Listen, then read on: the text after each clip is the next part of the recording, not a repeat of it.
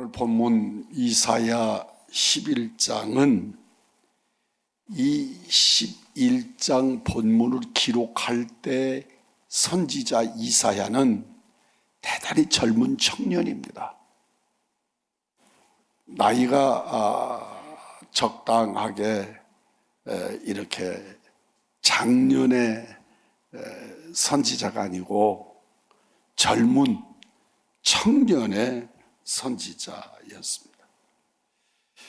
이 청년 이사야가 사명을 감당하던 시절에 이스라엘은 온통 나라가 썩을 대로 썩어서 백성들에게는 소망이 없는 나라. 이 나라를 어떻게 하지?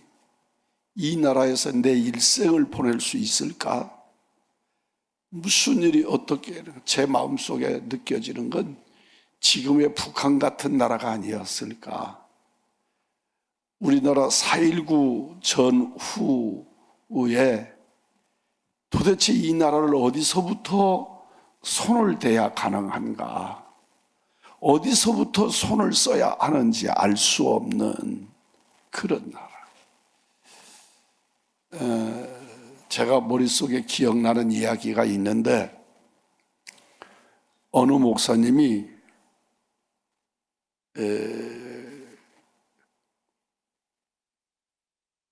차를 운전하고 가다가 교통경찰한테 잡혔어요. 속도를 너무 많이 냈다고 잡은 거죠. 그런데 그 시절에는 5,000원만 주면 통과되던 시절이었다 그래요. 근데 이분이 지갑을 뒤져봐도 5,000원짜리는 없고 10,000원짜리만 있더래요. 그래서 10,000원을 이렇게 여러 쪽으로 접어가지고 운전면허 뒤에다가 이렇게 붙여서 경찰관한테 주었더니 경찰관이 그것을 받고 어떻게 고맙다고 인사를 여러 번 하는지, 그리고는 하는 말씀이 저 산 돌아가면 거기 있고 저 어디 가면 또 있다고 일러주면서 나를 좀 따라오라고. 그 오토바이 사이카가 자기 앞서서 가면서 어디까지 자기를 인도를 해주더래요. 그러니까 너무 10,000원 주고 고마워서, 감사해서. 제가 지금 무슨 얘기 하는지 여러분들 짐작이 안 가지요? 여러분, 그 시절이 어떤 시절이냐면 목사님들마저도 불의가 불의인지 구분이 안 가던 시절, 너무 당연한 시절. 우리가 공무원한테 그런 통과비를 주는 것, 내가 국가에 잘못했으니까 국가에다가 벌금을 내는 건 당연한 건데, 그렇지 않고 단속 권한을 가지는 국가 공무원에게 내가 이렇게 주머니에다가 꼽아주고 그걸 벗어나면서 10,000원, 5,000원 줘야 될 사람을 10,000원 주어서 뺏겼다고 생각을 했더니 이 사람이 어디까지 나를 사이카로 앞서서 에스코트를 하면서 그랬다고 자랑을 할 수밖에 없는 그런 시대. 선지자 이사야가 살던 시대가 꼭 그런 시대였단 말이죠. 그러니까 불의가 불의인지 모르고 악이 악인지 모르고 우리 하나님의 사람들이 행하는 것들이 너무 죄의식이 없으니까 그냥 말씀은 말씀이고 내가 불의는 불의고 그건 다 따로따로 계산을 하니까 뭐 구분이 안 되는 그런 시대에 선지자 이사야가 복음을 증거한 것입니다. 어느 시대나 그런 절망적인 시대에도 하나님 앞에서 꿈을 꾸는, 거룩한 꿈을 꾸는 사람들이 있다. 그렇게 선지자 이사야가 꿈을 꾸면서 하나님께서 통치하시는 의의 나라, 하나님께서 이끄시는 의의 나라가 우리에게 도래할 것이다 하고 하는 거룩한 꿈을 꾸고 살았습니다. 그러니까 오늘날 우리들의 시대를 바라보면서 도대체 정신이 하나도 없는 시대를 우리가 살아요. 그 옛날 그렇게 경찰관에게 돈 꼽아주던 시대는 아니지만 지금은 그런 시대가 아니지요. 그러나 오늘날 우리들의 시대는 오히려 문화 등등의 것들로 하나님의 말씀을 대적하고 과학이 하나님을 대신하는, 그래서 무엇이 과학이고 무엇이 하나님인지 분별하기가 난해한 그런 시대에 우리가 살고 있습니다.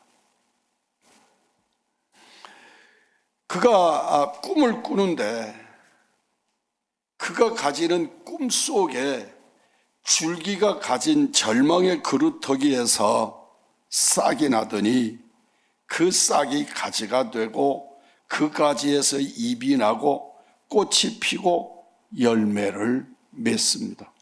그게 11장 1절입니다. 하나님은 다윗의 후손으로 이 세상에서 태어나실 메시아 예수 그리스도를 이렇게 밑둥만 남도록, 부루터기만 남도록 잘려진 이스라엘이라고 하는 한 나무에서, 그곳에서 나무 줄기가 나고 그 줄기가 자라서 큰 숲이 되는 그런 꿈을 이사야에게 보여주신 것이지요. 그런 이상을 선지자 이사야가 본 것입니다.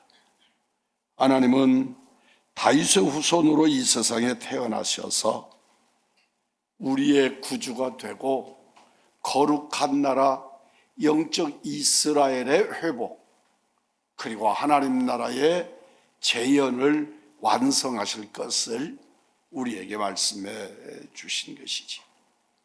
그 꿈을 본, 그 이상을 본 선지자 이사야는 비전을 품었습니다. 하나님께서 이렇게 우리를 회복시키시는구나. 하나님께서 우리 민족에게 이렇게 메시아를 보내주시는구나. 우리는 그 나라를 바라봅니다. 인간의 힘으로는 고칠 수 없는 나라, 인간의 힘으로는 회복시킬 수 없는 나라. 그러나 하나님께서 독생하신 아들을 보내셔서 끊어져 버린, 이미 밑둥만 남고 잘라져 버린 그 그루터기에서 싹이 나고, 그래서 잘린 나무보다 더 큰 나무가 되고 꽃이 피고 열매가 맺는 이 역사를 보고 하나님이 우리를 이렇게 회복시키시는구나, 그런 거룩한 회복의 비전을 품었습니다. 하나님 나라를 다스릴 예수 그리스도는 통치자이시나 우리나라 대통령들처럼 말도 많고 탈도 많은 그런 통치자가 아닙니다. 우리 한번 따라서 해보실까요? 완전하신 통치자. 하나님께서는 이사야에게 그 예수 그리스도가 얼마나 완벽한 통치자인가를 오늘 본문 2절에서 말씀하십니다. 2절 함께 하겠습니다. 그의 위에 여호와의 영 곧 지혜와 총명의 영이요 모략과 재능의 영이요 지식과 여호와를 경외하는 영이 강림하신다. 예, 그렇습니다. 예수 그리스도는 여호와의 신에 감동되시고 지도자로서 갖춰야 될 지혜와 총명을 가지셨고 모략과 재능과 지식과 여호와 경외를 완벽하게 가지신 그런 우리 통치자이신 것을 선지자는 증거합니다. 뿐만 아니라 이렇듯 완전하신 통치자가 다스리는 나라이기 때문에 그 다스림 자체가 완전할 수밖에 없음을 말씀합니다. 예수님은 자기 나라를 다스리실 때 공의로 그 허리띠를 삼으며 성실로 몸에 띠를 삼을 것이라고 말씀합니다. 같이 한번 해보십시다. 5절입니다. 공의로 그의 허리띠를 삼으며 성실로 그의 몸에 띠를 삼으리라. 우리 주님이 그러시단 말입니다. 근데 이러면 어떤 결과가 나타나느냐? 자, 9절입니다. 함께 하겠습니다.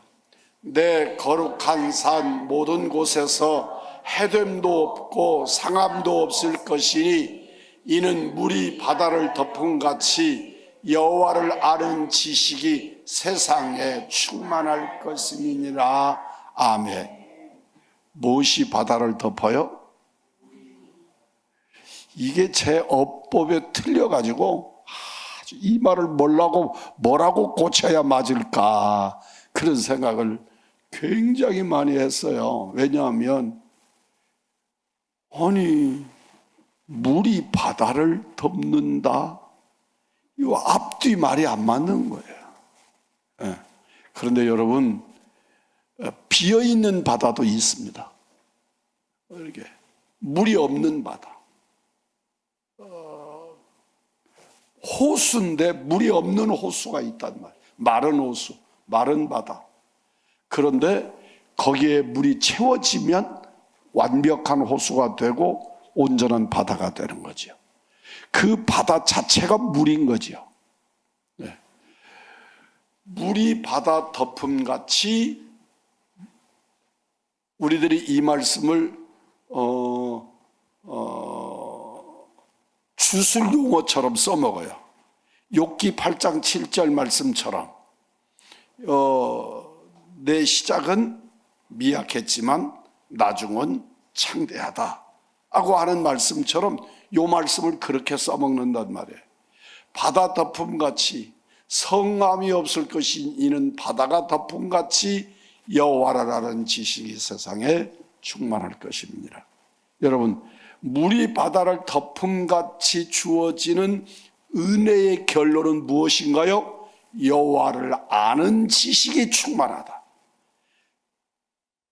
내가 부자 되는데 물이 바다 덮음같이 된다는 말이 아니고 내 나라가 남의 나라 쳐들어가서 통치하고 뺏어가는 일에 물이 바다 덮음같이 된다는 말이 아니라 여호와를 아는 지식이 세상에 충만한데 물이 바다 덮음같이 충만할 것이다.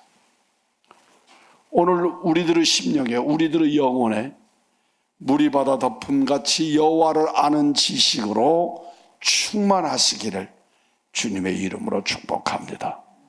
세상은 어떻게 그렇게 잘하는지 몰라요. 세상 사람 너무너무 잘 알아.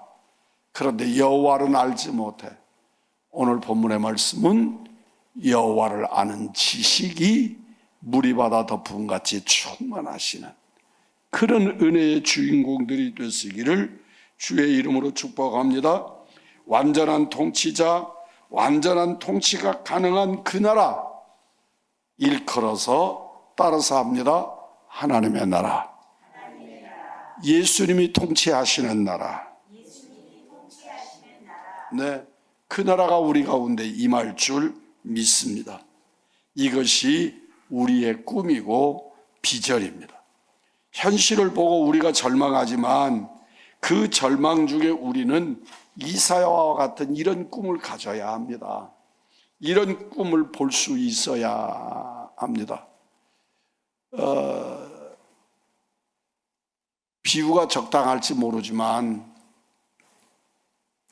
이스라엘이 망한 지가 2000년인데 그 2000년이 지나간 그 어느 때 이스라엘의 영적인 지도자들은 시오니즘이라고 하는 사상을 다시 불태우면서 이스라엘이 회복될 것을, 이스라엘이 다시 세워질 것을, 그들은 비전으로 꿈을 꾸었던 사람들에 의해서 1947년 이스라엘은 재건되고 회복되었습니다. 여러분 기억하십시오. 우리 대한민국 많은 사람들이 독립운동 열심히 하시던 분들, 그런데 이분들이 1940년 이후에 이러저러한 상황들을 보면서 뒤늦게 친일자들이 되었어요. 그분들을 바라보고 친일주의자들이다, 친일파라. 그런데 그들이 한결같이 하는 말이 있어요. 이렇게 독립될 줄 몰랐지. 그렇게 36년 통치 중에서 35년 항일운동 하다가 이러다가는 내 자식들 다 죽이겠다, 이러다가는 내 자식들 다 무지랭이 만들겠다, 독립할 수 없는 나라, 그 나라를 위해서 그러다가 내 자식들 다 버리겠다, 우리 집안 무너지겠다, 그래서 자기의 사상과 다르게 친일을 했는데 6개월 만에, 그런 지 6개월 만에 독립되고, 어떤 사람은 1년 만에 회복되고, 어떤 사람은 5년 만에 나라가 독립되고 나니까 이분들이 기가 막힌 것이지요. 그리고 민족 역사에서는 친일파 글이 된단 말이에요. 이스라엘이 2000년 동안 나라를 잃어버리고 이 나라가 어떻게 회복될 것인가? 모두가 다 틀렸다, 이건 아니다, 그랬는데 그 중에 시오니즘을 주장하면서 시온으로 돌아가자, 그리고 외친 그 몇 사람들에 의해서 이스라엘이 독립이 되고, 오늘날에 2000년 동안 땅의 주인으로 살던 사람들이 가자 지구라고 하는 곳으로 내쫓겨가지고 한쪽 구석에 가서 그러고 살면서 우리 핍박하지 말라고, 그리고 저항하다가 오늘 저 비참한 꼴을 당하고 저러는 것들을 보잖아요. 그러니까 우리가 기억하셔야 돼요. 하나님이 주시는 비전을 놓치면 안 된다. 하나님이 보여주시는 꿈을 놓치면 안 된다. 우리나라의 친일파 마지막에 가서 뒤늦게 변질된 변절자로 취급당하는 그런 사람들처럼 살아서는 안 돼요. 여러분들 학교에서 배웠지요? 추는 이광수 선생, 그 흑, 무정, 이상 이런 책들을 쓴 얼마나 어마어마한 문학가 아닙니까? 그런데 그가 친일파로 낙인이 찍혀서 오늘날에 얼마나 그 후손들이 욕을 당합니까? 그분이 그렇게 열심히 반일했어요. 독립 위해서 노력했다고요. 그리고 독립되기 전에 불과 3년 전에 그래 별 수 없지, 그리고 그들의 회의에 넘어가서 친일을 했는데 이 3년 만에 독립되고 나니까, 광복되고 나니까 그분은 영원히 친일파가 된 거예요. 우리가 진실로 하나님의 말씀 들고 말씀으로 이상을 가지고 꿈을 볼 줄 알아서 시대를 보지 말고, 성경은 계속 말하지요. 눈으로 보지 말고 주님이 깨닫게 하신 역사를 쫓아서, 말씀을 쫓아서 하나님의 뜻을 이루시는 은혜의 성도들이 되기를 주의 이름으로 축복합니다. 3절에 그렇게 말씀합니다.